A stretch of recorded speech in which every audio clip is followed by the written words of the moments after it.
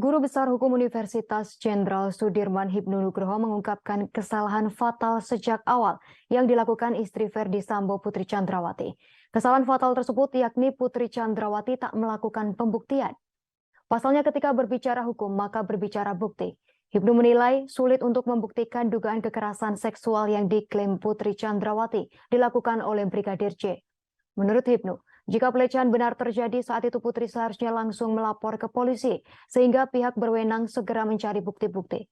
Hibnu mengatakan perkara kekerasan seksual umumnya dibuktikan dari hasil visum korban. Namun visum dapat menjadi bukti hanya jika peristiwa kekerasan baru saja terjadi.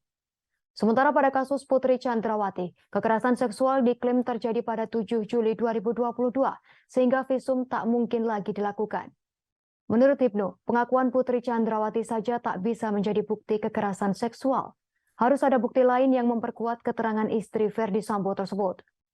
Jikapun Putri mengklaim hasil asesmen psikologi forensik terhadap dirinya menunjukkan adanya dugaan kekerasan, Hibnu mengatakan hal itu harus disampaikan oleh ahli di persidangan.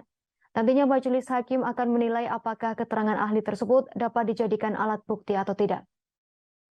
Seadanya ahli yang dihadirkan, pihak Putri Chandrawati dan Verdi Sambo dapat memperkuat tudingan kekerasan seksual. Ada kemungkinan hukuman suami istri terdakwa pembunuhan berencana itu diringankan.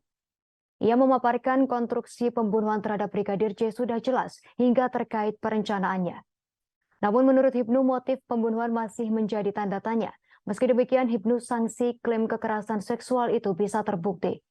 Sebab sejauh ini belum ada alat bukti yang memperkuat pengakuan Putri Chandrawati.